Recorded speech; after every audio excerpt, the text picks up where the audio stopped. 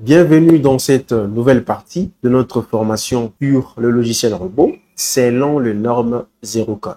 Nous allons exploiter plusieurs normes. C'est pourquoi j'ai dit selon les normes zéro code, entre autres l'Hérocode 0, qui est la base des calculs. Nous avons l'Hérocode 1 pour les actions sur les structures, l'Hérocode 2 surtout, puisque nous utilisons des éléments en béton armé, l'Hérocode 7 lorsque nous serons au niveau de la fondation afin de tenir compte de tout ce qui concerne les calculs géotechniques. Alors, pour aujourd'hui, j'aimerais que nous puissions voir l'interface du logiciel robot, bien sûr, selon les modules conception d'un bâtiment. Alors, si vous ouvrez le logiciel robot, vous allez vous rendre compte que vous aurez ceci. Si vous voulez afficher plus de modules, vous cliquez sur plus et vous aurez plusieurs modules. Nous avons le choix. Soit nous pouvons cliquer justement ici dans conception d'un bâtiment ou carrément je peux cliquer ici dans conception d'un bâtiment.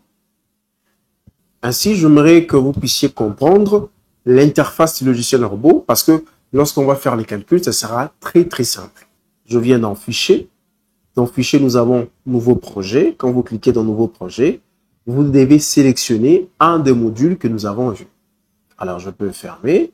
Je viens dans ouvrir. Si je clique sur ouvrir, ça veut dire je dois choisir un projet déjà existant. Alors, je vais pas cliquer. Alors, je viens dans enregistrer le projet. Si je viens enregistrer mon projet, enregistrer les projets sous, c'est-à-dire, vous devez choisir le type, c'est-à-dire le format de mon fichier. Il y a plusieurs formats. Je vais fermer. Ensuite, dans fichier, nous avons importer. Ici, vous pouvez importer le plan DWG, c'est-à-dire des projets qui sont en DWG, qui proviennent justement d'AutoCAD, et vous aurez juste ce que nous appelons un fond. Ça va être juste comme une base sur laquelle vous allez dessiner. Ça ne va pas importer des objets, c'est-à-dire de barres, de poutres, de poteaux, non. Vous allez juste importer un fichier sur lequel vous allez concevoir votre projet. En l'occurrence, vous avez le fichier fond DXF et DWG. Vous voyez bien qu'on a écrit fond. Ensuite, nous avons capture d'écran. Alors, dans capture d'écran, tel que vous êtes en train de voir, vous pouvez simplement capturer l'écran que vous êtes en train de voir ici. Par exemple, vous allez permettre que je puisse dessiner un élément. Ne vous en faites pas, je vais vous expliquer en détail. Je prends par exemple un poteau juste comme ça, un poteau en BA, je clique. Voilà. Je peux venir en 3D. J'ai un poteau. Alors, j'ai ouvert ce que nous appelons capture d'écran. J'ai deux paramètres ici. On a écrit vue mise à jour lors de l'impression. C'est-à-dire, tout ce que je vais faire ici va se répercuter sur la capture. C'est-à-dire, la capture sera dynamique. Alors, vous avez aussi le choix de cliquer sur vue courante, PNG. Alors, la vue courante, c'est-à-dire la vue qui est là. Si vous cliquez sur OK, vous allez vous rendre compte que le logiciel va capturer justement ce qu'il y a ici. C'est la vue courante. Et ici en bas, vous pouvez régler la résolution justement de ce que vous êtes en train de voir. En bas, vous avez orientation de la capture et ici, vous avez échelle, juste en bas. Alors, vous avez le choix entre vue mise à jour lors de l'impression et vue courante. Prenons par exemple vue mise à jour lors de l'impression. Je clique sur OK. Ça veut dire c'est déjà capturé. Pour voir cette capture, je dois revenir ici dans Fichier, Composer impression. Dans Composer impression, vous allez vous rendre compte que ici il y a Projection. Je vais faire ceci, faire passer. Et si je clique sur Word, vous allez vous rendre compte que j'aurai un fichier Word avec la capture. Mais si c'est pour la première fois, le fichier peut ou ne pas s'ouvrir. Le logiciel ou Word va tout simplement vous dire qu'est-ce que vous devez faire pour que le fichier puisse s'afficher. Pour notre cas, moi j'avais déjà paramétré. Si je clique sur Word,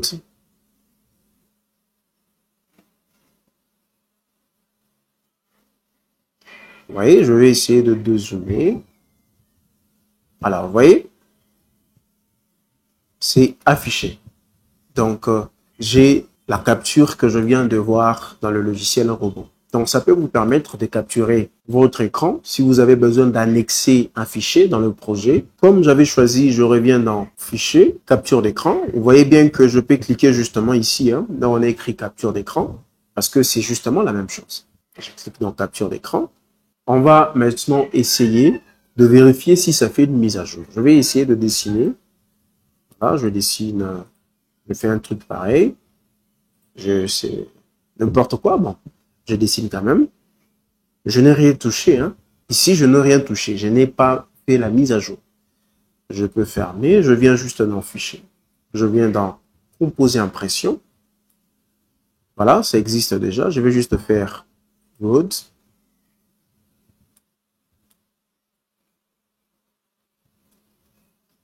Alors, vous voyez que je n'avais pas fait la capture. L'élément apparaît directement parce que le logiciel va mettre à jour de manière automatique la capture.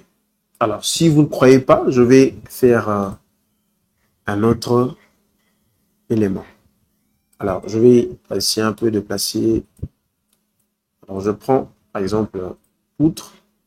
Je prends un IP. Ne vous en faites pas. Je sais que vous êtes en train de voir beaucoup d'onglets, mais je donnerai plus de précision et vous allez comprendre comment dessiner. Ici, j'explique juste l'interface. Je dessine ça. Voilà. Je dessine ça pour que vous puissiez vraiment voir. Alors, vous allez vous rendre compte que je n'ai même pas cliqué dans Capture d'écran. Mais qu'est-ce que je vais faire? Je vais venir dans Fichier, Composer impression. Je clique sur Word.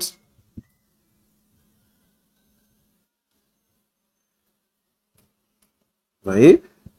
Ici, vous êtes justement en train de voir que le logiciel robot avait fait la mise à jour de façon automatique. Alors, si par exemple, je prends cette fois-ci, je vais prendre vue courante. Je peux définir la résolution.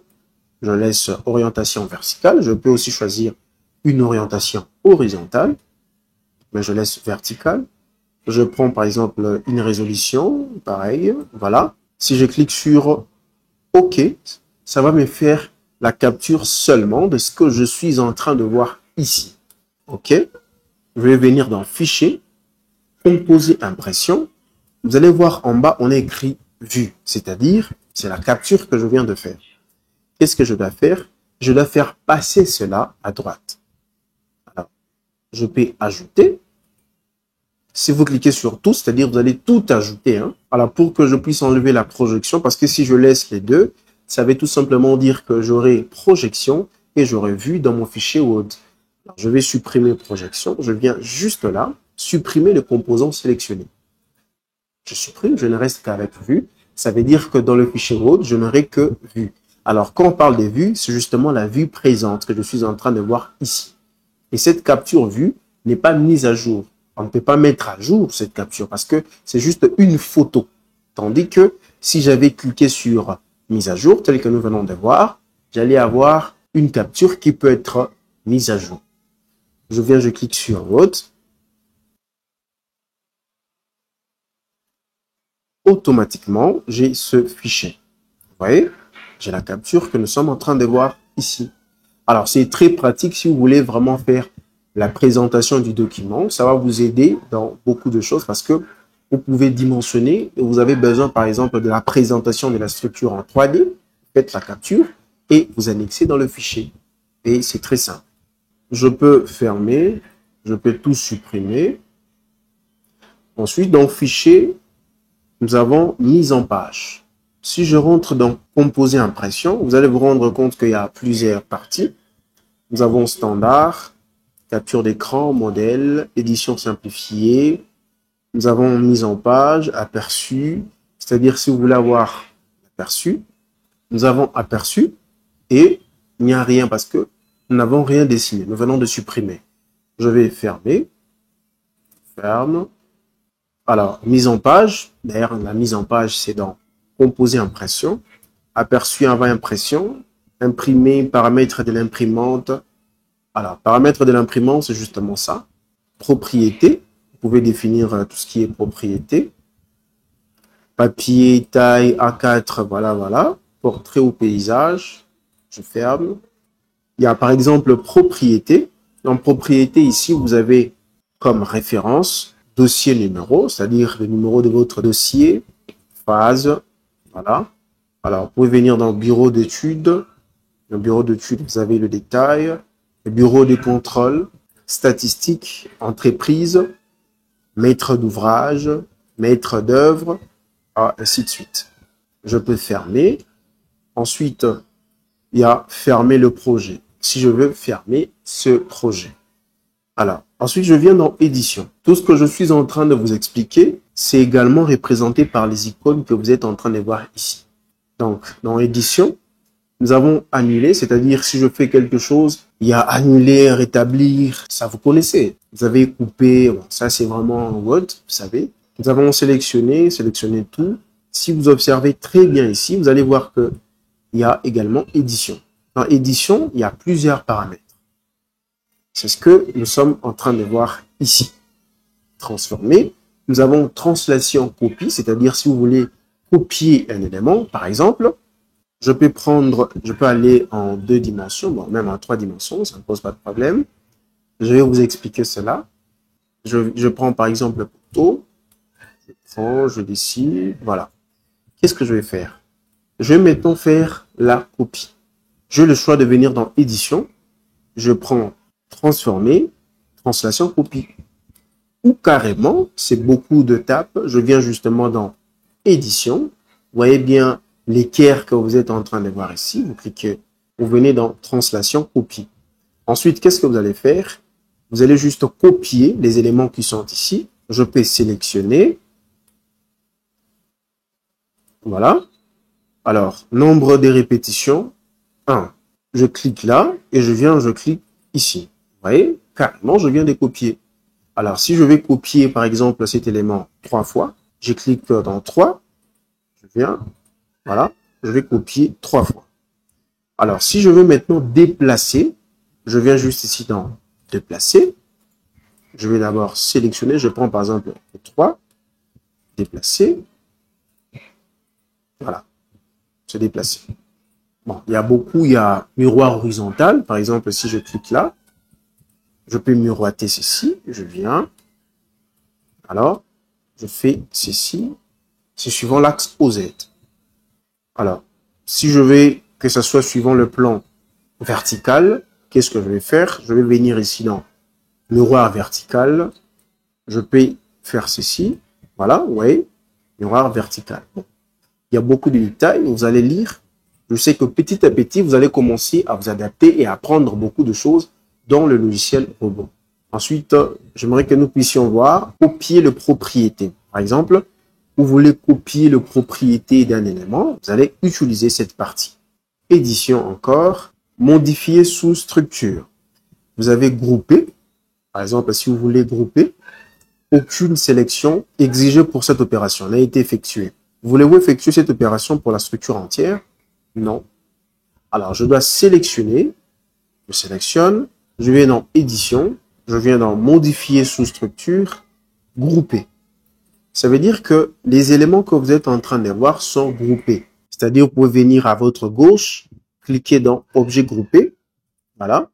Je clique là. Vous voyez que c'est groupé. Mais quand vous prenez modifier sous structure, nouvelle fenêtre, ça veut dire que vous allez ouvrir une nouvelle fenêtre pour traiter les éléments sélectionnés. Je clique là, vous voyez, je vais juste traiter ces éléments. Ça veut dire, si vous traitez ces éléments, il y aura également répercussion sur l'ensemble de la structure parce que vous avez juste pris une fenêtre pour traiter particulièrement ces objets. Ça ne veut pas dire que les objets sont écartés de la structure. Non, non, non. Les objets font partie de la structure, mais ils sont isolés pour qu'ils soient bien traités. Alors, si je supprime par exemple ceci, bon, je vais sélectionner, terminer. Vous allez voir que voilà, c'est sélectionné. Je viens dans édition, modifier sous structure, nouvelle. Je vais essayer de supprimer par exemple ça. Je supprime. Voilà. C'est supprimé. Ça veut dire qu'il y a une répercussion. Et il y a un autre chemin, plus court que le chemin que nous avons emprunté. Vous allez juste venir ici dans modifier sous structure. L'icône que vous êtes en train de voir ici, vous sélectionnez, vous cliquez là. Voilà, directement, vous allez avoir une nouvelle fenêtre. Ensuite, je viens encore dans édition. Je suis toujours dans édition. Je prends diviser barre. Alors, par exemple, ici, nous avons un poteau qui est représenté par la fibre moyenne. Et ça, c'est juste le croquis de profilé. Alors, pour afficher le croquis, c'est justement en bas. On a écrit croquis de profilé. Donc, si vous cliquez là, vous décochez, vous cochez directement, ça s'affiche. Alors, je vais ici essayer un peu de discrétiser ces poteaux, c'est-à-dire de diviser le poteau en petits éléments. Si vous voulez des segments, c'est-à-dire vous aurez 3 nœuds. Parce que une barre a 2 nœuds. Un nœud au début et un nœud à la fin. Donc, si on veut avoir, par exemple, 2 segments, ça veut tout simplement dire nous aurons 3 nœuds. Donc, ici, c'est pour diviser le bar. Et suivant les paramètres que vous êtes en train de voir ici. Alors, je viens dans édition. Ensuite, nous avons intersection. Aucune sélection exigée. Non. Je vais essayer de dessiner. Je dessine par exemple le poutre. Je prends par exemple poutre en BA. Je dessine. Notre poutre vient ici. Notre poutre va là-bas. Voilà. Alors, si je clique ici, vous êtes en train de voir que cette poutre traverse vraiment l'autre poutre que nous sommes en train de voir ici. Et si je clique de l'autre côté, ça traverse. Alors, comme je peux me dire que c'est un réseau de poutres croisées, tel que vous êtes en train de voir, qu'est-ce que je vais faire? Je dois créer des travées. Alors, pour faire cela, vous allez juste sélectionner les éléments, tous les éléments, ou carrément sélectionner juste là où vous voulez qu'il y ait de l'intersection. Alors, si je sélectionne ceci, ça veut tout simplement dire que ici, j'aurai une travée. Donc, la travée va commencer d'ici jusque là. Et il y aura une autre travée là-bas. Et de l'autre côté, j'aurai une travée qui va commencer ici, jusque ici, et ici, jusque là-bas. Alors, je viens dans édition, je clique sur intersection. Alors, si je clique ici, vous voyez, tel que j'étais en train de vous dire, si je viens là, vous voyez, si je viens ici, ça devient 14, parce que j'avais sélectionné juste cette intersection. Alors, cela est même visible lorsque vous venez ici au niveau de numéro de barre. Si je clique là, vous allez vous rendre compte que ça, c'est une barre. Ça également, c'est une barre. Alors, qu'est-ce que je vais faire? Je vais tout simplement enlever les numéros de barre, juste en bas ici. Alors, si vous voulez afficher les numéros de nœuds, c'est justement au début, numéro de nœud. Voilà. J'ai le nœud que vous êtes en train de voir ici. Je peux enlever parce que c'est encombrant. Je peux fermer. Alors, si je vais maintenant faire l'intersection de toutes ces poutres, je vais tout sélectionner. Ou soit sélectionner les parties qui sont concernées. Même si vous sélectionnez tout, le logiciel va juste faire l'intersection là où il faut faire l'intersection. Je viens dans édition, je prends intersection. Nous avons une barre, une barre, une barre. Voilà, voilà, voilà. Ensuite, nous avons coupure, c'est-à-dire si vous voulez, par exemple, couper. Alors ici, c'est un peu très simple. Si vous travaillez même dans Revit, vous allez vous rendre compte que vous verrez également ces paramètres, coupure et tout le reste. Ce sont juste des outils qui nous permettent simplement de bien modéliser. Alors, je dois dessiner parce que vous allez vous rendre compte que c'est déjà coupé. Par exemple, ici, c'est déjà coupé. L'autre, ici, c'est déjà coupé parce que j'avais fait l'intersection. Je vais dessiner d'autres poutres. Par exemple, je dessine une poutre là et une poutre ici. Alors, qu'est-ce que je vais faire? Je vais essayer, si je vais par exemple en 3 dimensions, vous voyez, ça se présente comme ça. Je vais essayer de couper. Je viens comme ça pour que vous puissiez bien voir. Je vais essayer de couper cette partie. Alors, premièrement, qu'est-ce qu'il faut faire? On dit sélection des objets définissant la coupe. Alors, je vais sélectionner d'abord l'objet qui définit justement la coupe et ensuite objet à couper. Alors, je vais cliquer juste ici. Voilà. C'est simple. Je coupe facilement. Alors, je peux fermer. Je viens dans édition. Ensuite, nous avons prolongement. Alors ici, cette fois-ci, il y a prolongement. Je dois dessiner une poutre pour essayer de la prolonger. Je peux dessiner de ce côté. Hein. Voilà. Je vais essayer de prolonger cette poutre pour qu'elle puisse rencontrer la poutre que vous êtes en train de voir ici. Qu'est-ce que je vais faire? Alors, je clique là. Je viens, je sélectionne. Et ensuite, objet à prolonger. qu'est-ce que je vais faire? Je vais juste cliquer ici. Voilà. C'est prolongé. Vous voyez, c'est très, très simple. Il suffit de maîtriser le principe. Vous allez vous rendre compte qu'il n'y a rien de compliqué. Alors, je prends corriger, si vous voulez corriger. Je prends correction détaillée, correction du modèle de dessin. Vous voyez? Ensuite, nous allons dans affichage. Dans affichage, nous avons redessiné. Par exemple, vous voyez les éléments qui sont là. Je peux zoomer. Si je clique dans redessiner, vous voyez que la taille a un peu diminué. Ça veut tout simplement dire, quand on dit redessiner, on fait justement allusion à l'échelle des éléments. C'est-à-dire, vous demandez au logiciel de redessiner la structure suivant les échelles. J'ai la structure qui est redessinée. Alors, vous avez le choix, soit vous pouvez venir dans affichage redessiner, ou carrément faire ce que je viens de faire, clic droit, venir ici dans redessiner. Alors, dans affichage, vous avez vue dynamique. Vous voyez, par exemple, ça c'est la vue dynamique. Affichage. Vous voyez, j'ai enlevé la vue dynamique. Dans vue dynamique, vous avez rotation, zoom, panorama et tout cela. Alors, pour vous faciliter, vous faites juste un clic droit. Vous allez voir cela ici. Ici, dans rotation, c'est-à-dire je peux roter les éléments que vous êtes en train de voir, roter un peu les éléments qui sont dans cette interface. Je prends par exemple zoom par fenêtre. Donc, si je fais ça, je zoome juste cette partie. Alors, je clique dans redessiner. Vous voyez, le logiciel a adapté l'interface suivant l'échelle. Alors, vous pouvez exploiter plusieurs parties qui sont là. Zoom initial, c'est-à-dire, vous allez avoir le zoom initial. Ici, j'aimerais donner un petit détail. Ce qui est en bas ici, vous êtes en train de voir un repère. C'est ce que nous appelons les repères globaux. Parce qu'avec la méthode aux éléments finis, il y a ce que nous appelons le repère global et le repère local. Alors, le Z que vous êtes en train de voir symbolise justement l'axe OZ, c'est-à-dire nous avons la cote. Et de l'autre côté, nous avons, si je prends par exemple 3D, vous voyez comment ça bouge. Vous voyez que ça bouge.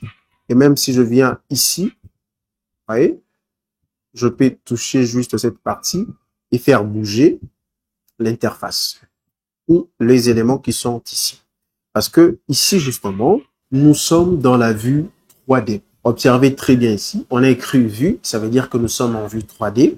Et le sens positif par défaut, pour tout ce qui concerne l'axe OZ, le sens positif, c'est du bas vers le haut. Si vous quittez l'origine et que vous vous dirigez vers le niveau supérieur, vous allez vers les Z positifs, c'est-à-dire vers des cotes qui sont positives. Et contrairement, si vous descendez, c'est-à-dire vous allez en profondeur, vous allez vers les Z négatifs.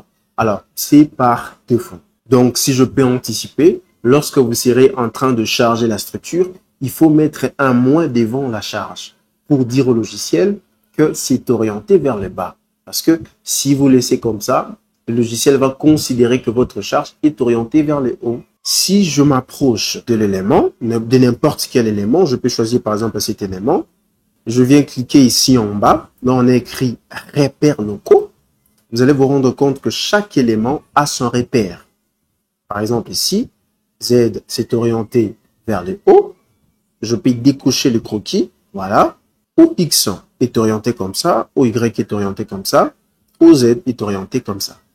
Alors, si je prends, par exemple, cet élément, vous voyez bien que OZ est orienté comme ça. Si je prends un autre élément, vous voyez, tandis que si je dessine, par exemple, un voile, je vais dessiner un voile, par exemple, vous allez vous rendre compte que OZ va s'orienter de cette façon. Donc, chaque élément a son repère local. Même lorsqu'on va faire le chargement, le logiciel va nous proposer deux repères, le repère global, c'est-à-dire on fait allusion à toute la structure, et le repère local, on fait allusion au repère de l'élément, c'est-à-dire que ce soit poutre, poteau, voile, dalle, chaque élément a son repère. Et la structure entière a également son repère. Alors, je vais revenir dans l'affichage. Alors, dans attributs, nous avons deux modèles. Nous avons le modèle classique et le modèle standard. Alors, vous avez le choix entre les deux modèles, mais vous pouvez également modifier, venir ici par exemple dans éditer le modèle, ou soit venir ici dans ouvrir le modèle. Alors, dans favoris, on a justement ce qui est plus utilisé.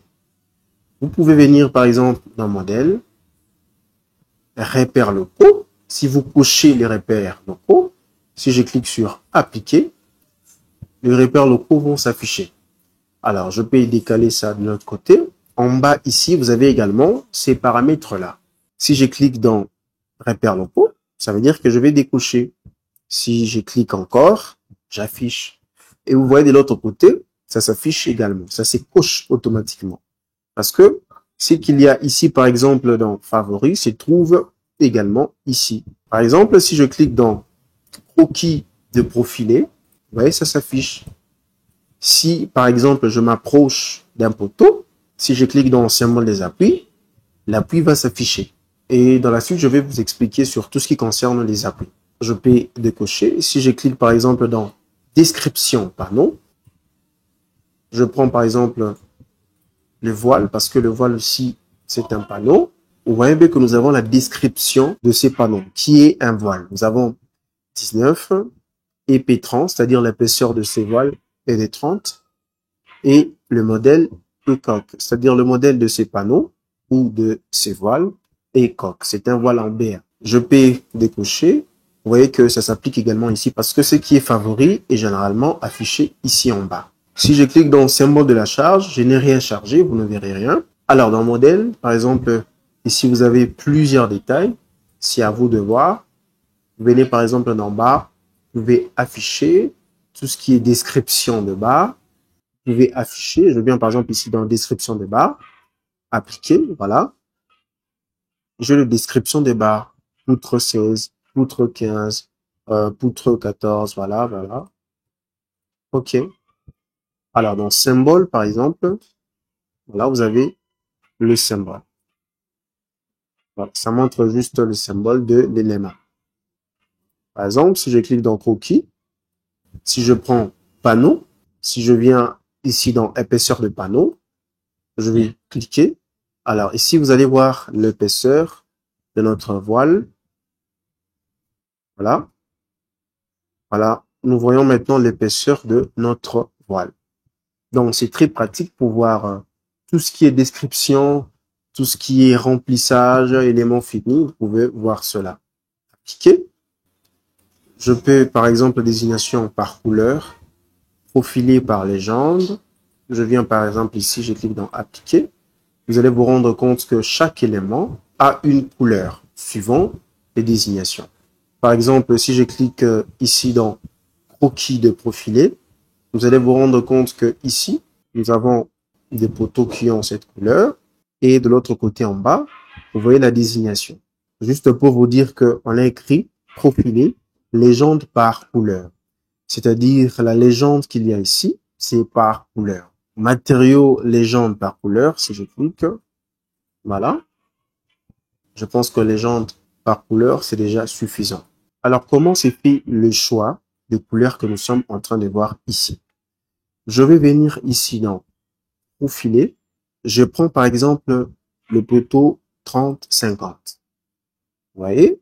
Vous allez vous rendre compte ici, dans couleur, on a écrit quoi? Auto. C'est-à-dire, je laisse ce choix-là au logiciel de définir le couleur. Bon, nous allons voir ça lorsque nous serons en train de déterminer les sections des éléments et vous allez voir que c'est très simple.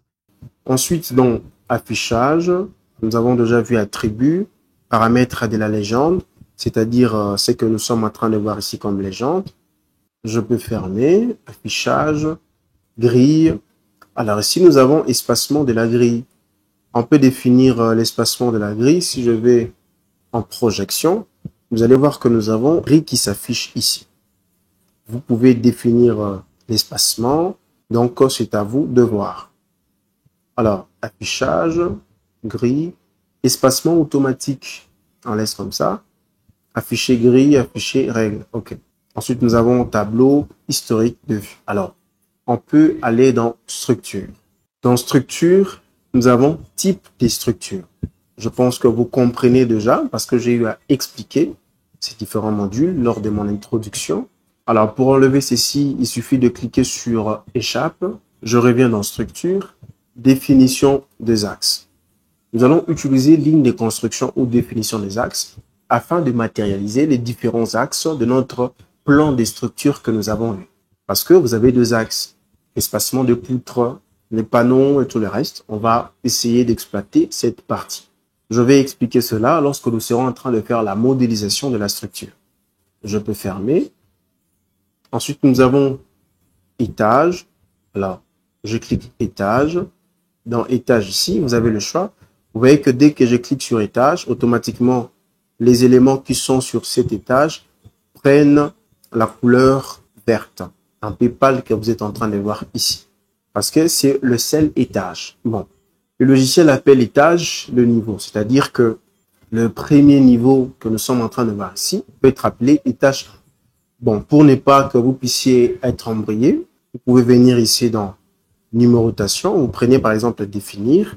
Ça veut tout simplement dire à la place de étage, vous aurez maintenant deux niveaux. Je peux définir le niveau en venant dans définition manuelle. Je peux répéter par exemple 4 fois une hauteur de 3 mètres. J'ajoute. Vous voyez que chaque niveau a sa couleur. Et si j'applique, de l'autre côté à gauche, vous êtes en train de voir justement dans étage à l'intérieur, vous avez niveau. Donc vous avez niveau plus 3, plus 6, plus 9, plus 12, plus 15. Alors, si vous voyez un plus ici, c'est justement pour vous dire que seul le niveau 3 a des éléments.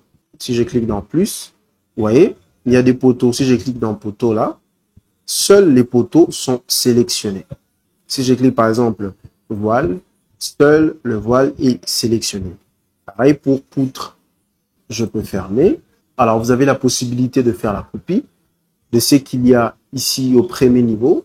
Dans les autres niveaux, vous faites clic droit, étage, copier l'étage. Soit copier le contenu de l'étage au-dessus, c'est-à-dire que, vous voyez, vous venez de copier au-dessus. Alors, je peux fermer. Je viens dans structure, étage. Ensuite, je viens dans affectation géométrique.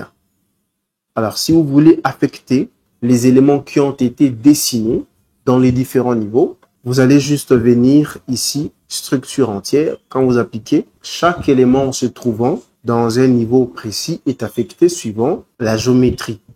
Alors, je peux fermer. Ensuite, structure. Nous revenons dans structure. Nous prenons encore étage. Cette fois-ci, affectation manuelle. Alors, dans affectation manuelle, c'est-à-dire je vais sélectionner les éléments et ensuite les affecter dans un niveau bien précis. Je peux fermer, je reviens dans structure, étage. Voilà, nous avons vu affectation géométrique, c'est-à-dire les éléments vont être affectés de façon automatique suivant les différents niveaux. Alors, je viens dans nœud. Alors ici, vous pouvez définir un nœud, c'est-à-dire vous voulez rajouter un autre nœud, mais de façon automatique, c'est-à-dire par défaut. Quand vous dessinez un élément, automatiquement, il y a des nœuds qui viennent avec. Donc, ce n'est pas vraiment trop utilisé, surtout dans notre projet. C'est-à-dire, on ne va pas rajouter d'autres nœuds manuellement. Non, non, on va juste utiliser ce qui est généré par le logiciel. Ensuite, nous avons barre. Dans barre, par exemple, vous êtes en train de voir ici type. C'est-à-dire, nous avons barre bois, poteau, poutre bois, barre tout court, poteau, poutre, câble, poteau BA, poutrelle acier, inexistant. Alors, si je clique juste ici, dans les petits points, vous allez voir ce qu'on appelle poutre. Ici, vous voyez longueur de la travée, au nu des appuis, entre les axes, coefficient, voilà, largeur des appuis, flèche admissible, poutre en T, largeur max de la dalle. Vous êtes en train de voir si on prend au nu des appuis, vous voyez. Mais pour ce qui concerne les calculs faits suivant la norme Eurocode 2, vous allez vous rendre compte dans la suite, lorsque nous allons parler de poutre, la longueur qui est recommandée, c'est la longueur entre axes. La portée, au fait. La portée utile, c'est la portée entre axes. Ce n'est plus la portée au nu des appuis comme c'était le cas avec Baël. Alors, poteau, nous avons ce que le logiciel appelle poteau. Alors, si vous venez dans, par exemple, poteau bois, je clique là. Définition des paramètres suivant l'Eurocode 5, partie 1, c'est-à-dire la première partie de l'Eurocode 5. Vous avez tous ces paramètres à régler ou à fixer pour faire le calcul. Alors, nous allons mollo, je ferme. Je reviens dans structure. Je prends cette fois-ci panneau. Alors, dans panneau, par exemple, ici, on a ferraillage plancher BA, ferraillage coque. Souvenez-vous de l'élément coque. Le modèle coque, nous avons un élément qui est chargé à la fois dans son plan et perpendiculairement à son plan. Vous voyez? Donc, c'est pourquoi dans type, vous avez flexion, vous avez compression et traction. Je peux fermer. Par exemple, si vous prenez plancher BA, je clique dans 3, vous allez voir que c'est souvent flexion simple parce qu'on suppose que pour les bâtiments de plancher, c'est plus la flexion qui compte. Mais vous pouvez également choisir un autre type seulement. Si vous définissez un autre type, vous allez vous rendre compte que vous ne pouvez pas enregistrer ces paramètres par défaut. Donc, il faut rajouter un autre truc. Par exemple, si je mets flexion, traction et que je mets ajouter, vous voyez, impossible de changer les types d'armature par défaut. Donc, il faut rajouter un autre nom ici, soit modifier juste le nom et enregistrer. Alors, on voit NBN au-dessus, c'est-à-dire, souvenez-vous de la partie précédente, j'ai expliqué le pourquoi de NBN devant ici. Donc, si vous ne comprenez pas pourquoi on a rajouté NBN au devant EN 1990-1-1, je vous demanderai de faire un tour vers la vidéo précédente. J'ai eu à expliquer cela. Alors, je peux fermer, je ferme. Je reviens dans structure. Je vais prendre, par exemple, objet. Alors, dans objet, ici, je prends, par exemple, cercle. Je prends structure, objet, je prends arc. Je dessine, par exemple, un arc. Vous voyez? Ce que je viens de dessiner, c'est juste un objet. Cet objet, si je clique là-bas et que je viens ici, pour ce qui concerne la géométrie et le paramètre caractéristique, vous voyez que c'est vide, c'est juste un objet. Ce n'est pas un élément structural. Cependant, cet objet qui a la forme d'un arc peut être utilisé pour créer une barre. Je viens dans structure, je viens dans structure cette fois-ci. Si je clique ici dans structure type, vous allez voir les différentes structures types que le logiciel a conçues. Vous voyez, si je prends géométrie, voilà, si je prends plaque et coque, nous avons les éléments plaque et coque. Je peux fermer. Je rentre dans structure, cette fois-ci, bon, si vous cliquez dans fichier, vous allez voir un onglet va s'ouvrir. Pareil pour enregistrer sous structure. Je vais essayer de dire ce qui est essentiel et qui va nous permettre de faire le travail. Si je prends poteau, alors, si je clique dans section, vous allez voir justement, cette partie va apparaître. Pour simplifier les choses, vous pouvez fermer ici, fermer également là, venir juste ici dans profiler de barre. Vous voyez, on a écrit profiler de barre ici. Vous cliquez profiler de barre, ceci va apparaître. Ensuite, qu'est-ce que vous allez faire? Vous avez le choix, soit vous pouvez supprimer, c'est-à-dire supprimer toutes les sections non utilisées dans les projets, pour que vous ne puissiez pas être embrouillé lorsque vous serez en train de travailler. Oui, c'est-à-dire, vous voyez, je n'ai que deux sections qui sont ici justement parce que ce sont les sections utilisées, c'est-à-dire nous avons C qui représente le poteau et B qui représente la poutre, c'est-à-dire j'ai des poteaux, si je viens par exemple toucher là et que je viens ici à gauche, vous voyez, juste à votre gauche, en bas, vous prenez caractéristiques. Vous allez vous rendre compte que en bas, c'est ce que nous appelons section. Alors, quand vous cliquez dans section, vous voyez que vous avez C4545, c'est-à-dire ça représente ces poteaux que vous êtes en train de voir ici. Si je clique par exemple pour cette poutre, vous allez vous rendre compte que ici nous avons B30x50. Alors, comme matériau, nous avons le béton. C'est-à-dire, rien n'est précisé. Le béton, c'est combien? Rien n'est précisé. Nous allons voir ça juste après. Alors, si vous voulez créer un autre profilé, une nouvelle section, vous allez venir ici. Là, on a écrit définir un nouveau profilé. Ici, vous avez type des profilés. Vous pouvez faire un choix ici. Vous avez une section en acier. en béton armé, en bois, en aluminium. Vous voyez? Vous avez ces différents types, c'est-à-dire acier, aluminium, bois, béton armé. Si je prends par exemple acier, vous avez de IP ici par exemple. Si je déroule dans famille, vous avez beaucoup ici. Vous avez plusieurs sections. Vous avez HEA, HEAA, HEB, HEC, HEM, voilà, voilà. Et de l'autre côté, vous avez le nom.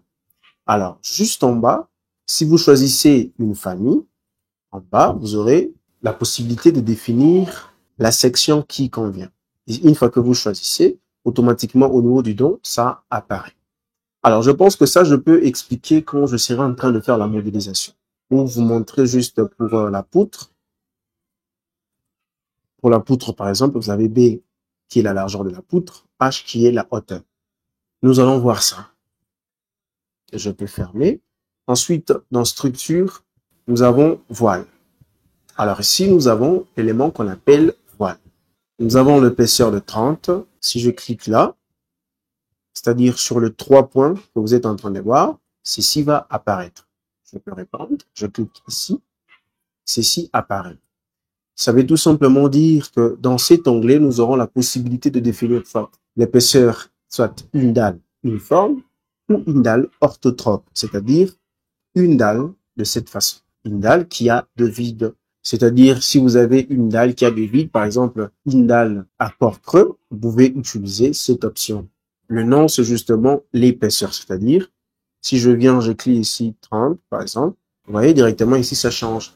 27.0. Si je viens, par exemple, dans A1, A1 représente juste cette partie.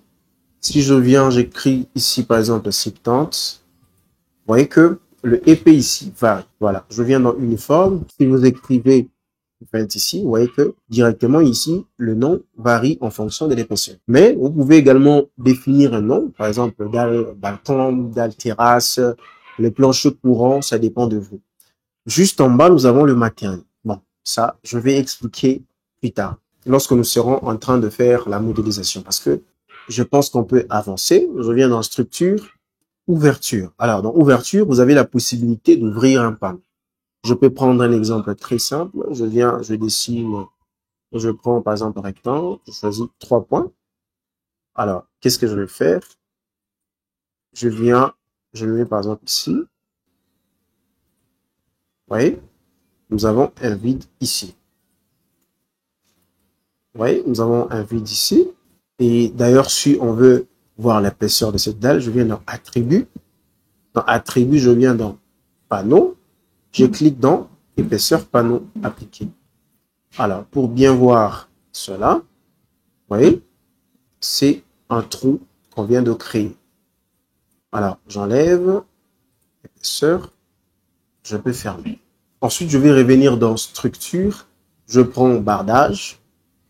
Dans Bardage, ici, vous avez aussi des paramètres, mais ce qu'il faut retenir ici, le bardage n'est pas un élément structural. C'est tout simplement un élément surfacique qu'on utilise pour répartir une charge. Je peux donner un exemple très pratique. Vous avez votre structure et vous voulez maintenant charger la structure, c'est-à-dire appliquer les effets du vent. Qu'est-ce que vous allez faire? Vous allez fermer les ouvertures par le bardage et ensuite appliquer l'effet du vent afin que cet effet-là puisse répartir la charge sur les éléments choisis. Alors, je peux fermer, structure, matériaux. Alors, dans matériaux, ici, par exemple, nous avons C12, 15, C16, 20, C25. Je vais vous expliquer tout ceci, bien sûr, suivant la norme Euro 4. Je peux fermer. Je reviens dans structure, caractéristiques. Voilà, nous avons les différentes caractéristiques. Profilé de barre, si je clique par exemple là, voilà, nous revenons ici. Alors, on peut avancer. Je viens par exemple dans appui. Ici, nous avons plusieurs types d'appuis. Nous avons par exemple les appuis nodaux, linéaires et surfaciques. Alors, pour les appuis nodaux, je viens par exemple ici. Je viens cliquer, je viens par exemple là, je clique. Voilà, je viens de placer un encastrement. C'est un appui placé au niveau d'un nœud. Alors, si je vais placer un appui linéaire, c'est les cas de voile. Vous voyez, je viens ici. Cette fois-ci, je place la base. Voilà, je viens de placer une base. Et c'est un appui linéaire. Voilà. Alors, pour les appuis surfaciques, c'est-à-dire, vous voulez, par exemple, ces panneaux, je vais encastrer toute cette surface. Il suffit de placer, voilà. Si je viens là, vous voyez, c'est encastré. Ceci est un appui surfacique. Bon, si nous rentrons, par exemple, dans nos dos, on double-clique là-dessus, on va se rendre compte que nous sommes dans l'espace à 3 dimensions. Et vous voyez que tous les mouvements sont empêchés. Alors, ça traduit ce que nous appelons l'encastrement. Je peux fermer, fermer. Je viens dans structure encore. Je prends relâchement. Alors ici, si vous voulez relâcher la structure, créer par exemple articulation, articulation, articulation, encastrement, encastrement, articulation. Mais si vous voulez également définir un nouveau relâchement, vous avez le droit. Donc, c'est à vous de voir. Voilà. Je peux fermer. Je reviens dans structure, je prends caractéristiques additionnelles. Nous avons liaison rigide, nœud compatible, excentrément, sol élastique pour le bar, par exemple. Si vous voulez placer un sol élastique, nous avons K qui est le coefficient d'élasticité du sol, de l'autre côté unidirectionnel. Alors, je ferme. Donc, vous vous rendez compte que le logiciel robot est très vaste. Donc, j'essaye de mon mieux pour vous expliquer un peu l'essentiel. Vous avez angle gamma, c'est-à-dire si vous voulez faire la rotation, par exemple, d'un élément. Alors, je rentre. Vous avez imperfection géométrique, noyau, répartition de charge. Au niveau du bardage, nous avons le jarret plus pour les constructions métalliques. Nous avons phase, numérotation par exemple. Alors ici, vous avez la numérotation pour tout ce qui concerne les éléments. Je rentre. Nom de barre. Vous voyez comment le nom de barre apparaît. Par exemple, si je clique ici, vous voyez, vous avez poutre 15. Alors, nous avons poutre. Ensuite, nous avons tiré. Ensuite, nous avons le numéro. C'est ça la composition de cette nomenclature. Ensuite, chargement, nous avons cas de charge. Ici, nous allons placer les différents cas de charge. Par exemple, permanente. Alors, dans permanente ici, dans sous nature, nous avons structurel et non structurel. Ensuite, nous avons de charge d'exploitation. Et dans sous nature, nous avons A, B, C, D, E, F, G, H. J'ai déjà expliqué les différentes catégories dans l'une de mes vidéos disponibles dans mon compte YouTube. J'ai expliqué les différentes catégories suivant la norme Eurocode 1 qui concerne les actions sur les structures.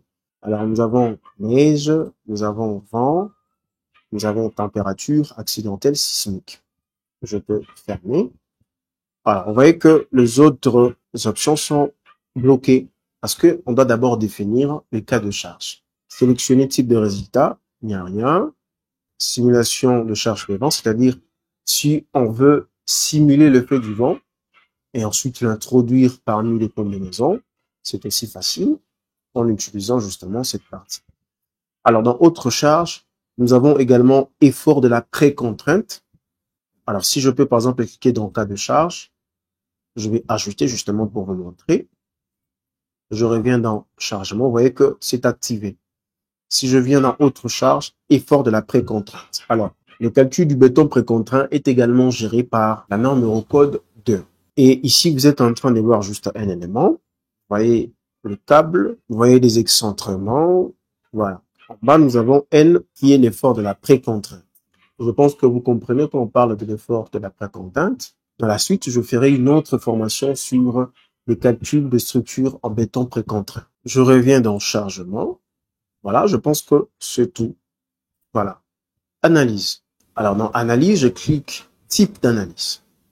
Si je viens dans nouveau, nous aurons analyse modale avec définition automatique des cas sismiques, sismique méthode des forces latérales équivalentes. Alors ici, nous touchons l'analyse sismique. Cependant, dans notre projet, nous n'allons pas calculer une structure qui est dans une zone sismique. Nous sommes dans une zone qui est non sismique. Ensuite, nous avons modèle de structure. Génération des éléments finis, génération de nœuds à l'intersection de barres. Vous voyez, masse, signe de la combinaison, résultat, déformation de flamment. Alors, je vais fermer. Alors, nous avons résultat. Dans résultat, dans le diagramme barre ici, L'option sélectionnée exige les résultats des calculs. Voulez-vous lancer les calculs? Oui, par exemple. C'est-à-dire, on ne peut pas avoir accès aux différents diagrammes, structure disjointe, c'est-à-dire que vous voyez que les éléments sont un peu éparpillés. C'est pourquoi on me signale que c'est une structure disjointe. Oui, oui. Appuyez échappe pour ignorer tous les avertissements. Échappe, fermé. Alors, il y a un principe très important que j'aimerais vous expliquer ici. Par convention, l'axe XX, ici je suis en train de parler de repères locaux. Parce que quand on veut faire la vérification, on doit tenir compte des repères locaux. Alors, par convention, dans le logiciel robot, même si vous allez dans la norme Eurocode 3, dans sa première partie, c'est-à-dire EN 1993-1-1, vous allez voir que par convention, l'axe OX, c'est justement l'axe qui est parallèle à la longueur de la barre, c'est-à-dire à la fibre moyenne de l'élément. Par exemple, pour ce poteau, si j'enlève le croquis, selon la convention, l'axe OX, c'est suivant la longueur de cette barre. L'axe OZ, c'est suivant le faible côté, c'est-à-dire le côté susceptible de produire le fragment. Et l'axe OY, c'est justement ce qu'on appelle l'axe fort. Donc, nous avons l'axe qui est parallèle à la fibre moyenne de l'élément, à la longueur de l'élément, pour vous faire comprendre. Nous avons l'axe OZ qu'on appelle l'axe faible et nous avons l'axe OY qu'on appelle l'axe fort. C'est-à-dire l'axe ici, OY, c'est l'axe fort. Et l'axe ici, vous voyez l'élément a tendance à faire ici, c'est justement l'axe faible. Alors, retenons que cet axe, vous voyez, c'est l'axe OZ. Et cet axe, c'est-à-dire j'ai tendance à roter de cette façon, c'est justement l'axe OY.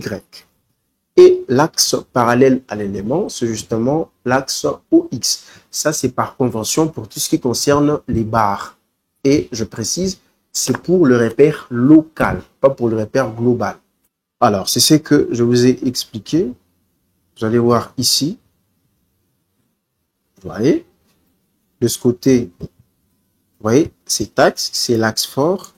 En rouge, c'est justement l'axe faible. Et l'axe OX, c'est justement l'axe qui est parallèle à la longueur de l'élément. Ainsi, ça devient facile. Quel est l'effort normal de compression? Si j'enlève le croquis, l'effort normal de compression, c'est tout simplement Fx. Vous voyez, c'est suivant l'axe OX. Si j'applique, vous voyez, j'ai l'effort normal de compression. Tandis que si j'applique sur Fz, vous voyez, il n'y a pas d'effort normal de compression. Alors, je ferme. Ça, je pense que j'ai déjà anticipé. Donc, c'est-à-dire, quand j'arriverai à ces niveaux, vous allez très bien comprendre et je vais passer directement. Ensuite, je reviens dans Résultats.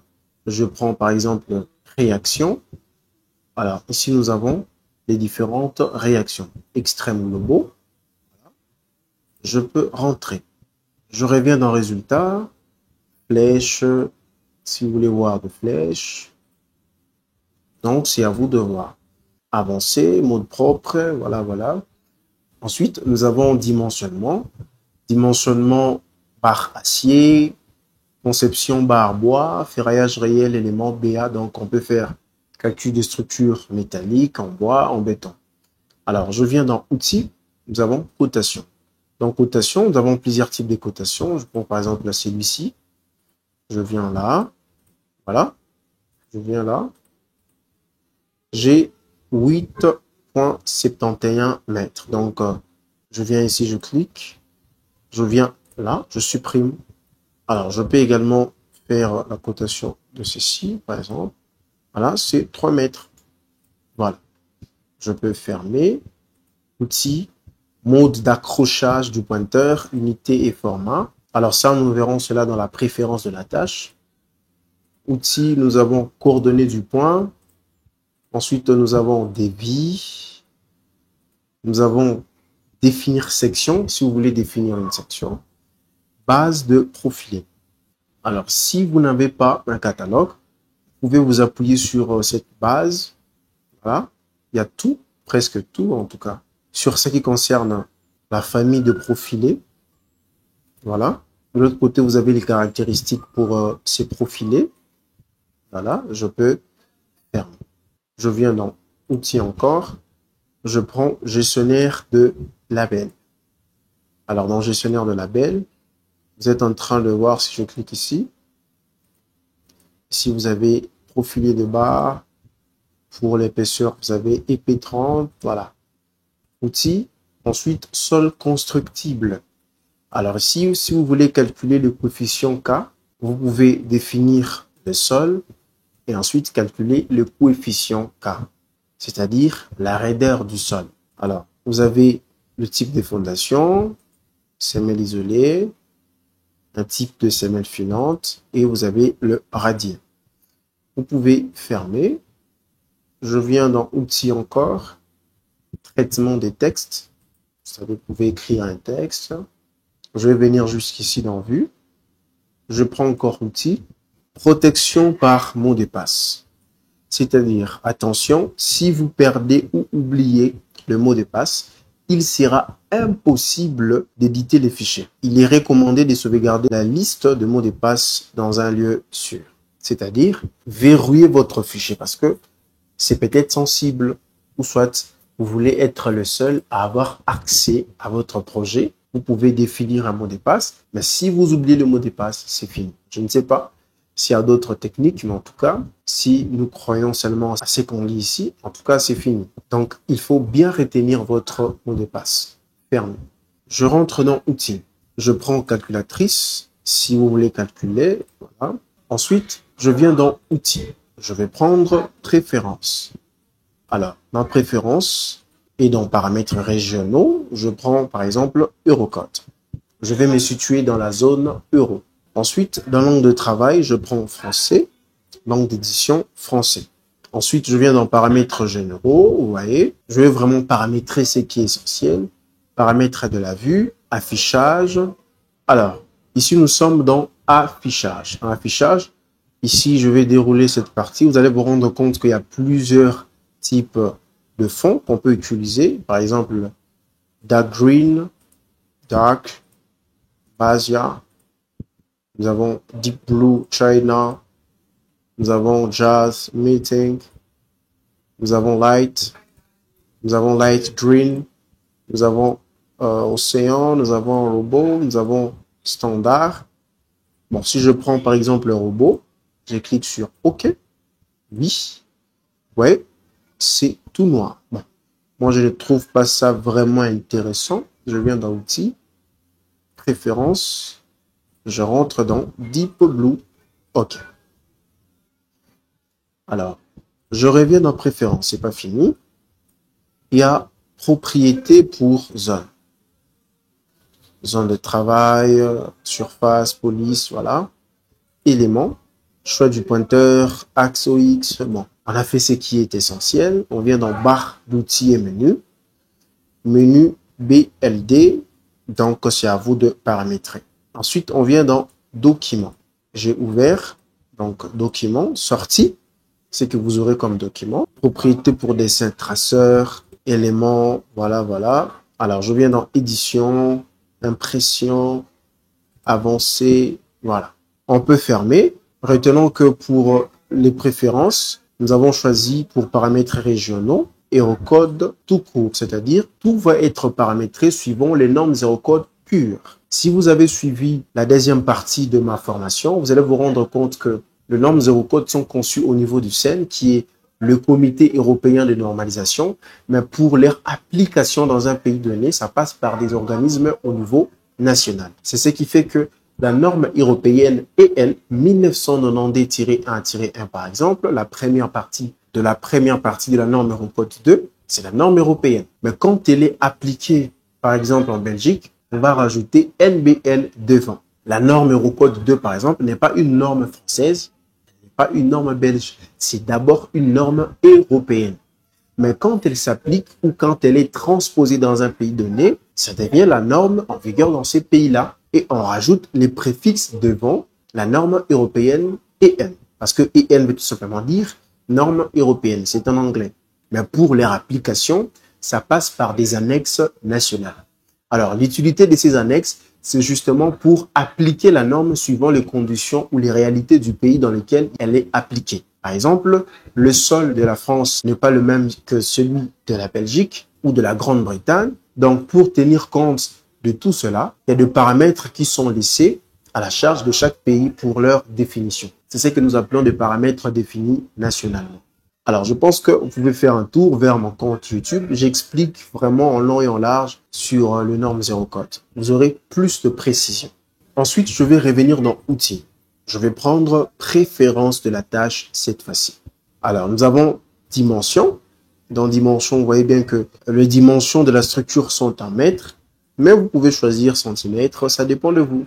Dimension de la section centimètres, caractéristiques de la section centimètres, assemblage acier millimètres, barre du ferraillage millimètres, section d'acier du ferraillage centimètres carrés, largeur de fissure en millimètres. Et ce sont des valeurs par défaut. Quand vous venez dans force, voilà, la force est en kilonewton, le moment en kilonewton mètre. Autre, alors nous avons la masse en kilogrammes. Édition des unités. Unité de longueur, vous pouvez rajouter un coefficient, ça dépend de vous.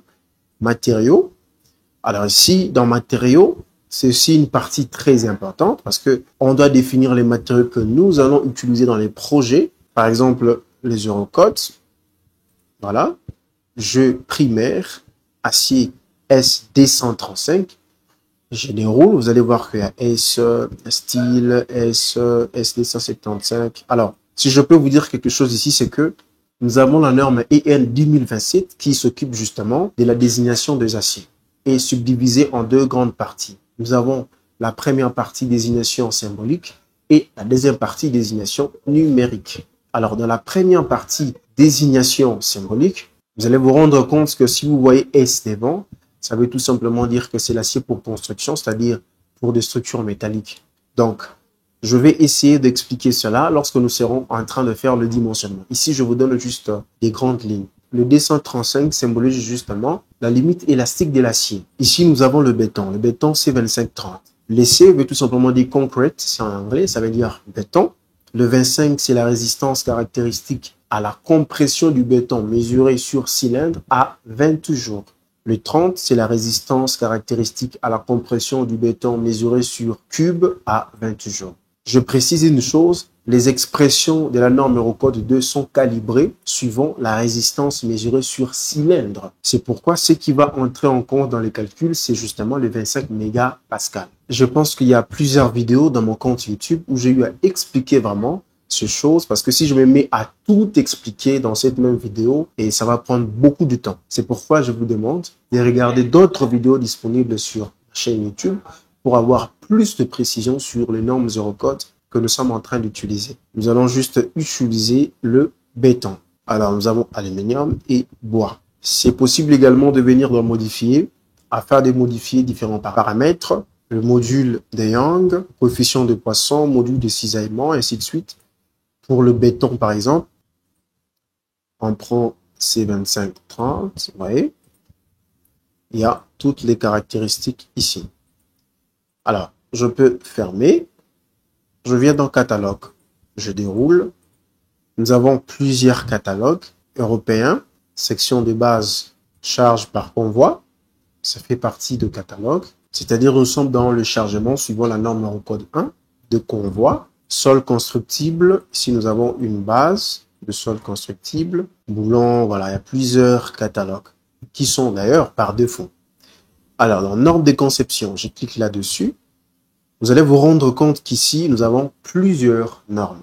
Alors, si vous observez très bien, vous allez vous rendre compte qu'il n'y a pas de NBN, il n'y a pas de NF, il n'y a pas de BS, parce que nous nous sommes mis dans la zone euro, c'est-à-dire nous allons justement utiliser les valeurs recommandées par les normes Eurocode et non les valeurs qui sont présentées dans les annexes nationales. C'est-à-dire, ce n'est pas encore appliqué dans un pays donné. Mais si vous voulez utiliser la norme, par exemple, Eurocode 5, appliquée en France, vous pouvez venir ici, cliquer dans NF et N 1995-1. Là, vous allez justement utiliser la norme Eurocode 5 appliquée en France. Par exemple, si je viens ici dans Eurocode 2, normalement, ici, on allait justement écrire EN 1992-1-1. On a juste écrit Eurocode 2. Vous voyez ici, on a écrit BS. Ça fait référence à la Grande-Bretagne. C'est la norme Eurocode 2 dans la première partie de la première partie, appliquée justement en Grande-Bretagne. Et à la fin, vous êtes en train de voir NA. Ça veut tout simplement dire annexe nationale. NF, c'est appliqué en France. NBN, c'est appliqué en Belgique. Alors, si je viens dans plus, vous allez voir les différents pays juste à côté. Alors, je viens par exemple ici. Vous voyez que NBN, c'est Belgique, donc ce sont des normes appliquées. Alors, pour notre cas, nous allons justement rester dans Eurocode 2, qui est l'Eurocode pur, qui n'est pas appliqué dans un pays donné. Et je pense que vous avez compris. Vous pouvez faire un tour vers mes vidéos. J'explique vraiment en détail si vous avez encore des lacunes sur les explications que je viens de donner. Sinon, vous pouvez laisser un message, écrire votre préoccupation et j'essaierai de vous répondre. Alors ici, nous avons géotechnique EN 1997-1. A1, c'est-à-dire amendement 1. AC, ça veut dire le corrigendum. Alors, c'est quoi un amendement? Je reviens encore sur ce que j'ai eu à expliquer à plusieurs reprises sur mes vidéos dans ma chaîne YouTube. Un amendement, c'est tout simplement une modification partielle d'une norme, sans vraiment toucher le fond. On essaye d'amender. Je viens dans Charge.